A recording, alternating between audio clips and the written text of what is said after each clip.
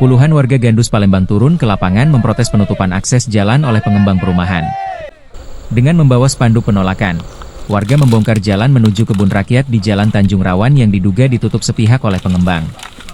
Warga menilai pengembang telah semena-mena menutup akses Talang Kemang, Sungai Tenang. Padahal jalan sepanjang sekitar 58 meter dan lebar 2 meter itu telah diwakafkan puluhan tahun lalu sebagai fasilitas umum.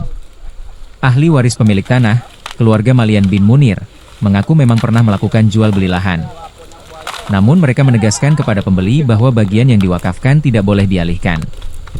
Faktanya, lahan tersebut kemudian dijual kembali kepada pengembang perumahan. Warga mendatangi lokasi penutupan dan menolak pembangunan perumahan karena dinilai berpotensi menurunkan hasil perkebunan, merusak lingkungan, serta memicu persoalan sosial.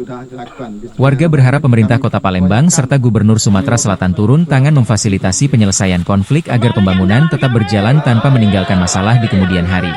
Jalan ini dulunya sudah ada sejak tahun 40-an, kemudian tahun 90-an, tahun 60-an, tahun 60-an, diwakafkan oleh bapaknya Malian Munir. Kemudian tahun 90 tanah ini oleh anak Bapak Munir tadi Malian dijual dengan dua masyarakat di sini.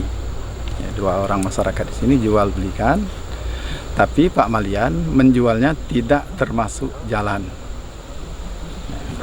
Artinya jalan tidak dijual belikan oleh Pak Malian bin Munir tadi.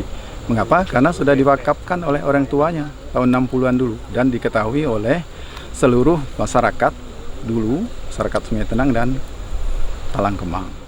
Menurut sepengetahuan kami, memang dari sejak dahulu, cuman kurang jelas juga dimulai sejak tahun berapa. Yang jelas sejak nenek-nenek kami dulu, jalan ini sudah dipakai untuk keperluan menuju kebun, menuju sawah, kan melalui jalan inilah. Dari Palembang, Reva Fahlevi, AY News melaporkan.